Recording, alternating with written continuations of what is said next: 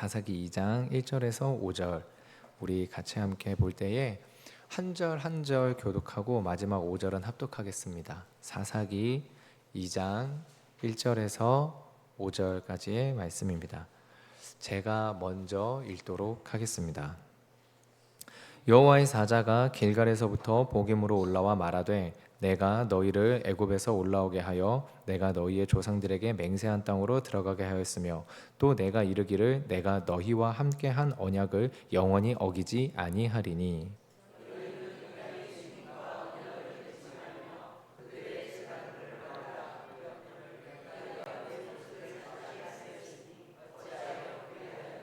그러므로 내가 또 말하기를 내가 그들을 너희 앞에서 쫓아내지 아니하리니 그들이 너희 옆구리에 가시가 될 것이며 그들의 신들이 너희에게 올무가 되리라 하였노라.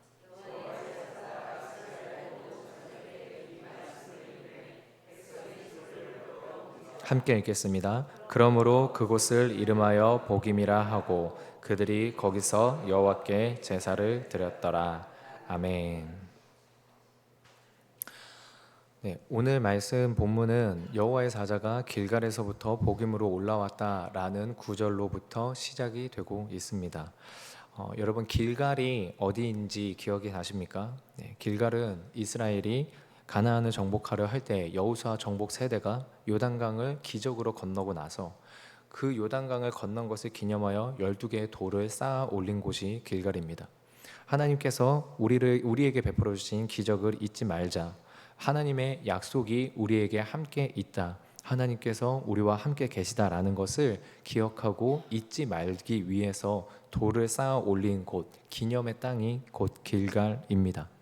그래서 출애굽 세대에게 하나님의 언약의 상징이고 하나님의 동행의 상징이 시내산이라면 여호수아 정복 세대에게 하나님의 언약과 동행의 상징은 곧 길갈입니다.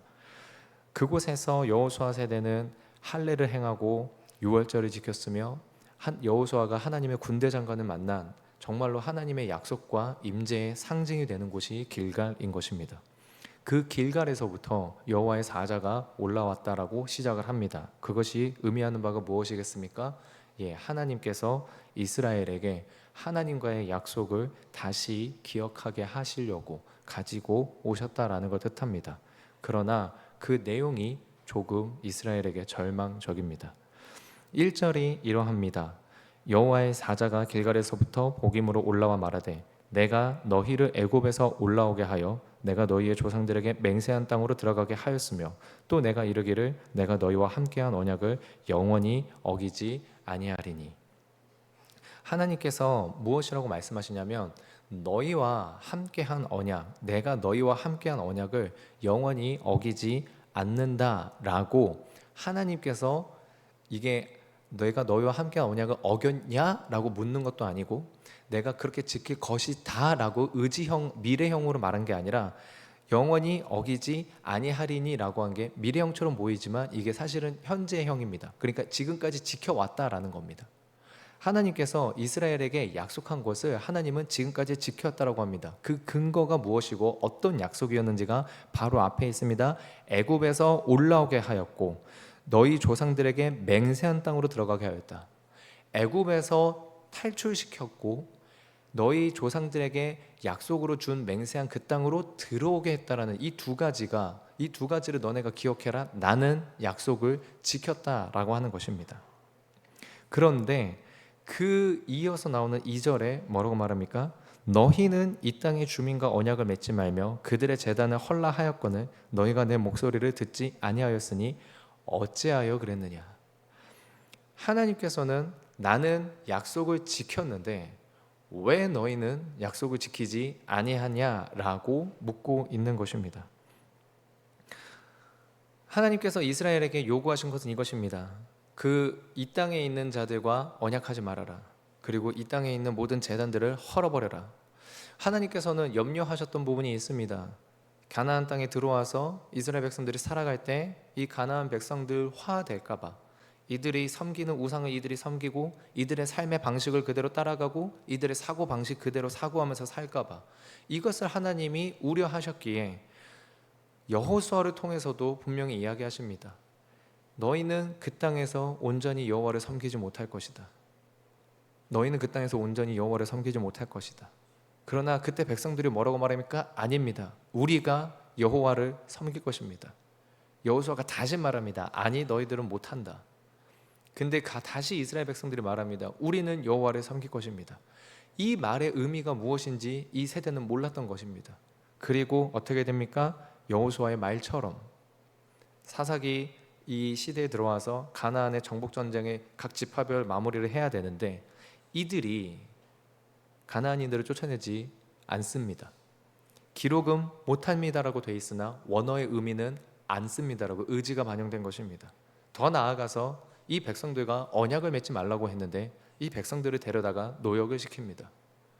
그들의 제단을 헐지도 않습니다. 하나님께서 말씀하신 것, 하나님께서 약속하신 것, 하나님은 지켰는데 이스라엘이 지키지 않는 모습인 것입니다.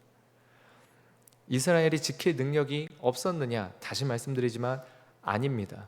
왜냐하면 이스라엘 자체가 원래 이 가나안 정복 전쟁에 자기들 능력으로 한 것이 아닙니다. 하나님께서 말씀하십니다. 출애굽을 시킨 것도 내가 한 거고 이 맹세한 땅으로 들어오게 한 것, 이 전쟁에서 승리하게 한 것도 내가 한 거다. 이스라엘 백성들이 그들의 능력으로 전쟁을 했는 것이 아니라 애초에 하나님의 능력으로 전쟁을 했기에 이들이 의지를 가지고 하나님 앞에 나아갔으면 가나안인들을 다 쫓아낼 수 있었고, 여호수아가 그래서 말하죠. 비록 가나안인들이 철병거를 가지고 있고 강대할지라도 너희들은 쫓아낼 수 있다. 그런데 이스라엘이 의지를 가지지 않았고 그래서 쫓아내지 않았으며 제단을 헐지 않은 이 부분입니다. 그래서 하나님은 이것을 믿음 없는 모습으로 규정하십니다. 이스라엘 입장에서도 당연히 할 말은 있습니다. 철병거가 두려우니까, 우리는 농사에 대해서 모르니까 이 농업에 대해서 해야 돼서 생존을 위해서, 풍요를 위해서, 여기에서 착각하는 것이 있습니다. 다시 말씀드리지만 이스라엘 백성들이 자기들 힘으로 전쟁한 것이 아니라는 겁니다. 다시 말씀드리지만 이스라엘 백성들이 광야 생활을 자기들의 힘으로 한 것이 아니라는 것입니다. 그 얘기는 철병거도 정복할 수 있고 생판 모르는 농사도 하나님 믿고 의지하면 해낼 수 있는 것입니다. 광야에서 만나와 메추라기를 주신 분이라며, 구름기둥과 불기둥으로 인도하신 분이라며, 그렇게 인도해 주실 것을 믿었다면 처음 짓는 농사, 잘 모르는 농사, 이른 비와 늦은 비가 필요한 그 농사 하나님 의지하고 갔으면 할 수 있었던 것입니다. 문제는 이스라엘 백성들이 믿음으로 본 것이 아니라 합리적인 계산으로 접근을 했다는 것입니다. 그래서 3절에서 말씀하십니다. 그러므로 내가 또 말하기를 내가 그들을 너희 앞에서 쫓아내지 아니하리니 그들이 너희 옆구리에 가시가 될 것이며 그들의 신들이 너희에게 올무가 되리라. 하나님께서 이스라엘이 믿음으로 나아가지 아니하여서 하나님의 약속을 어겼으니, 합리적으로 나아가서 세상의 방식대로 살았으니 나도 너희에게 은혜를 베풀지 아니할 것이고 나도 너희에게 세상의 방법대로의 삶의 원칙들을 적용시킬 것이다 라고 말씀하시는 것입니다. 우리가 여기에서 생각할 점이 분명히 있습니다. 그것이 무엇이냐면 우리 하나님 절대 약속을 지키시는 하나님이시지만 또한 인격적인 하나님이시라는 것입니다. 인격적이라는 말이 무엇이겠습니까? 네, 여러분, 주고받는 것입니다. 인격적이란 말은 그냥 간단하게 표현하면 주고받는 것입니다. 부모가 자녀를 기름에 있어서 부모의 젊음과 시간, 에너지를 엄청나게 쏟아서 길러냅니다. 자녀가 그런 부모에게 감사를 표현하고 감격하고 있다면 여러분, 이것이 가장 아름다운 인격적인 관계 아니겠습니까? 부모가 자녀에게, 자녀가 부모에게 서로가 마음을 주고받는 것입니다. 물론 여러분, 거래랑 오해하실 수도 있습니다. 왜냐하면 거래도 주고받는 것이니까요. 그런데 거래는 기본적으로 등가 교환이 원칙 아니겠습니까? 이만한 가치와 비슷한 다른 것으로 교환하는 거죠. 근데 부모의 사랑을 자식이 무엇으로 갚을 수 있겠습니까?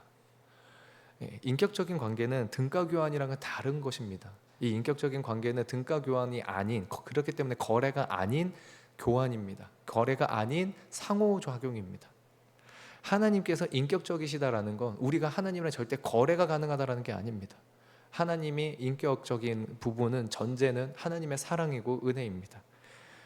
그런데 하나님께서 그렇게 먼저 약속을 하시고 우리에게 그것을 요구하셨는데, 마치 에덴 동산 모든 것을 다 누리게 한 다음에 딱 하나만 요구하셨던 것처럼, 하나님께서 우리한테 요구하신 건 전쟁도 내가 다 해줘, 애굽에서 출애굽하는 것도 다 해줘, 먹고 입고 마시고 자는 거 내가 다 이끌어줘, 다 이끌어줄 테니까 너네들은 끝까지 그 의지를 포기하지만 말아라.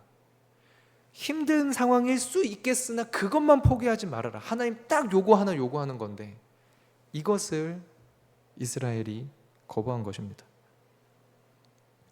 우리 삶 가운데에서 이 문제를 펼쳐보면 어떻게 되겠습니까? 하나님께서 우리들에게 매 주일날 말씀을 통해서 우리에게 약속하시고, 또한 우리 맨 처음에 이 새벽 기도까지 나오실 정도의 우리 성도님들이시라면 다들 정말 하나님과의 진한 그 첫사랑의 그 첫 만남의 순간들이 있지 않으시겠습니까? 그 감격, 내가 정말로 하나님을 만났을 때, 인격적으로 정말 주의 말씀을 영접했을 때 그 감격, 그때 우리 다른 거 필요했었습니까?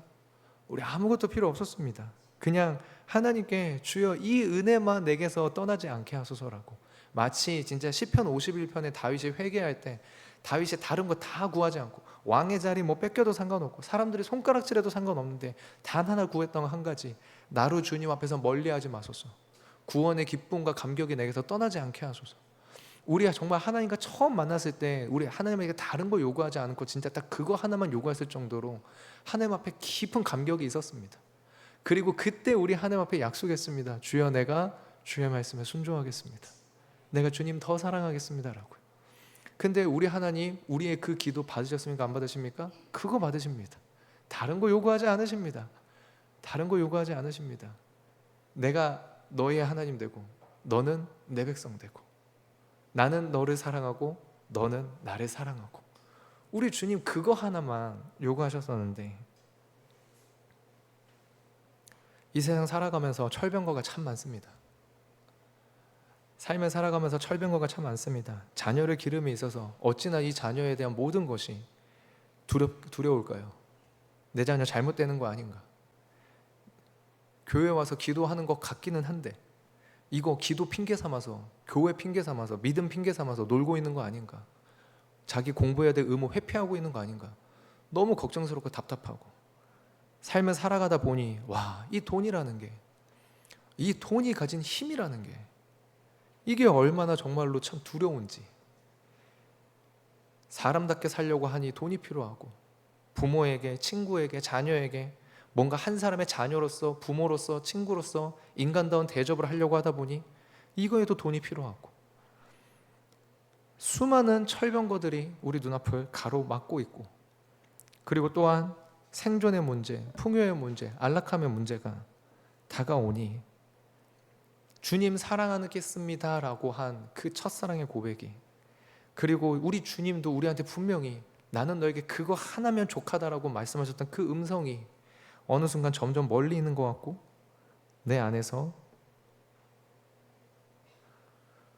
하나님의 약속보다, 하나님이 분명히 나를 출애굽시켜줬는데, 죄에서 건져주셨는데, 하나님이 나를 가나안 땅까지 들어오게 하셨는데, 여기까지 이끌어 주셨는데, 그 하나님의 인도하심보다 이 철병거와 이 생존과 풍요의 문제가 하나님의 약속과 은혜를 압도해버린 것은 아닌지, 우리가 이것을 돌아보고 생각하게 됩니다. 그리고 그로 인해서 어느 순간 하나님, 인격적이신 하나님께서 너가 나와의 약속을 어겼기에 내가 너에게 더 많은 은혜를 줄 수 없다라고 하는 상황에 되어있는 것은 아닌지 돌아보게 됩니다. 물론 여러분, 이렇게만 하면 우리 하나님 너무 쪼잔해 보입니다. 근데 제가 성도님들께 말씀드리고 싶은 것은, 우리 하나님께서 약속 어겼으니까 나도 너한테 복수할 거야 라는 식으로 한 것이 아니라는 것입니다. 왜냐하면 분명히 하나님의 거룩한 이름이, 하나님의 이 역사가, 이 하나님의 언약이 깨어진 상태에서 하나님이 계속 이스라엘을 축복하게 될 경우엔 이스라엘은 반드시 멸망하게 될 것이기 때문입니다. 하나님의 거룩한 이름이 거룩하지 않아도 되는, 그렇게 살아도 상관없는 이 지경으로 가게 되면 이들은 영원히 하나님의 거룩을 사모하지 않게 되기 때문입니다. 여러분, 다시 말씀드리지만, 어제도 말씀드렸지만, 그리고 사실 우리 주일날 담임 목사님께서 말씀하셨지만, 우리가 주의 말씀을 순종하려고 할 때에 반드시 필요한 건 무엇입니까? 결심입니다. 그리고 그 결심이 이루어지는데 반드시 필요한 것이 무엇입니까? 믿음입니다. 여러분, 우리가 왜 정직하게 살아야 됩니까? 주의 말씀이기 때문입니다. 왜 우리가 다른 사람을 사랑하면서 살아야 됩니까? 그것도 대충 그냥 사랑해라고 말하는 게 아니라 내 자신을 희생하고 깎아가면서까지 사랑해야 된다라는 담임 목사님이 입을 통해서 하나님의 말씀하신, 우리에게 하나님이 왜 그런 것을 요구하십니까? 우리의 힘으로는 그 일을 이룰 수 없다가 1번이고요. 2번은 무엇이냐면요, 그렇게 살면 우리 진짜 손해볼 것 같기 때문입니다. 정직하게 살고 희생하면서 살고 사랑하면서 살면 우리가 다 호구가 될 것 같고 손해볼 것 같고 이 땅에서 제대로 영광스럽게 살 수 없을 것 같기 때문입니다. 그래서 결심이 필요하고 그 결심에 믿음이 필요한 겁니다. 어떤 믿음이 필요합니까? 하나님이 나 건져주셨지, 하나님이 광야에서 살게 하셨지, 나 여기까지 하나님이 나 인도해 주신 건데 내가 여기에서 손해보더라도 주님이 갚아주시겠지. 내가 비록 손해보는 것처럼 보여도 하나님이 영광 받으시면 그러면 하나님이 하시겠지. 내가 비록 못해도, 내가 좀 실수하고 내가 좀 못나도 우리 주님 거룩히 여김 받으시면 우리 주님이 알아서 나 인도하시겠지. 여러분, 이 믿음이 없으면 결심은 이루어지지 않고요, 이 믿음과 결심이 이루어지지 않으면 순종은, 하나님의 약속을 지키려는 순종은 이루어지지 않습니다. 그렇게 되면 우리 하나님과의 인격적인 관계는 깨어지게 되는 거고, 분명히 교회에 나와서 예배는 드리지만 하나님이 너무 멀리 보이는 겁니다. 하나님이 너무 멀리 보이게 되는 것입니다. 왜요? 인격적으로 주고받는 관계가 아니니까, 사랑을 주고받는 관계가 아니니까.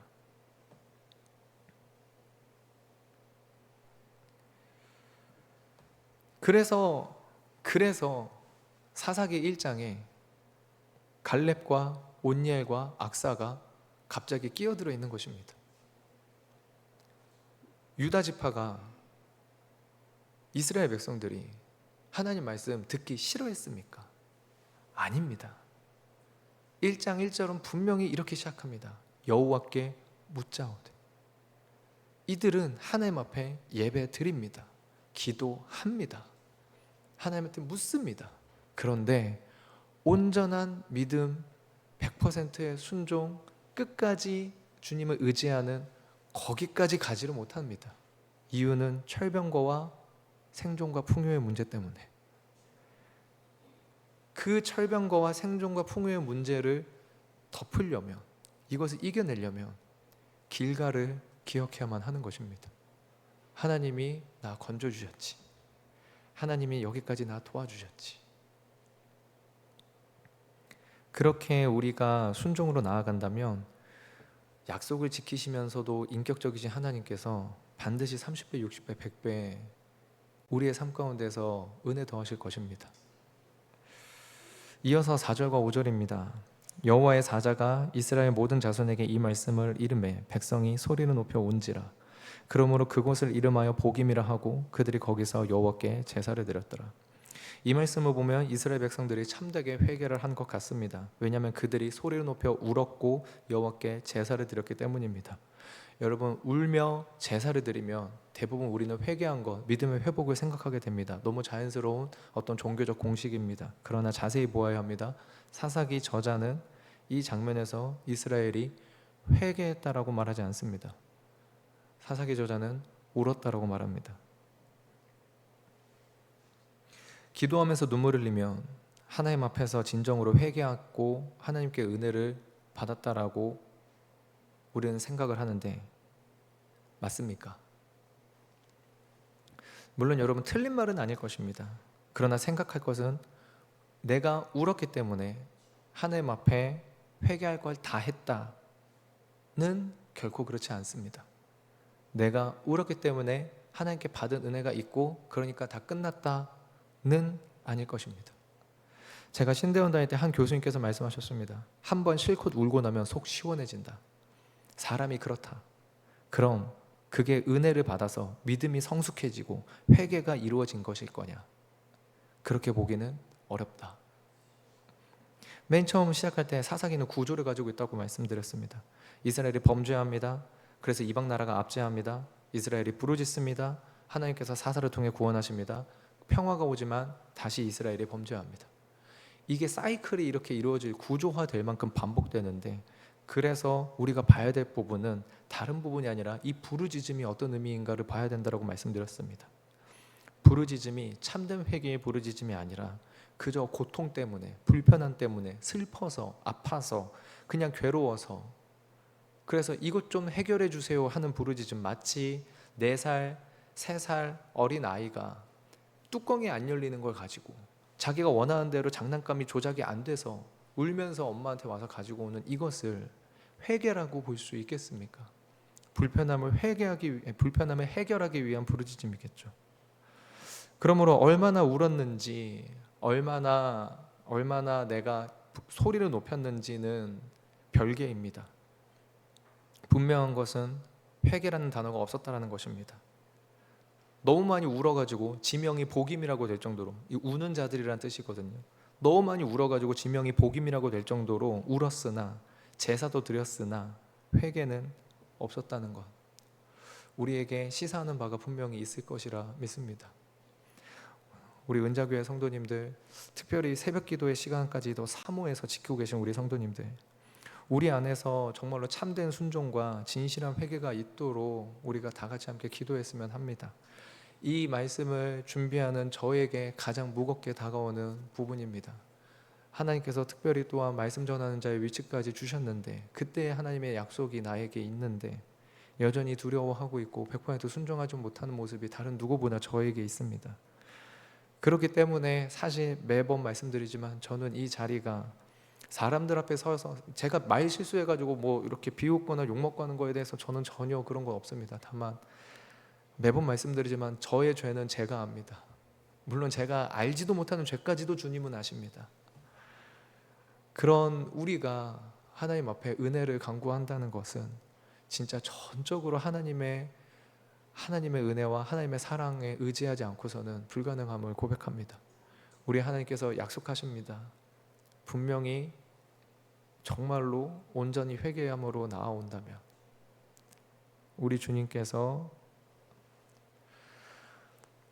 히브리서 기자에게 약속하신 것처럼 하나님께 가까이 나오는 자는 그가 반드시 살아계신 것과 그가 가까이 나오는 자에게 상 주시는 자임을 믿어야 할지니라. 이 말씀이 이루어질 줄 믿습니다. 우리 같이 함께 기도하겠습니다. 하나님,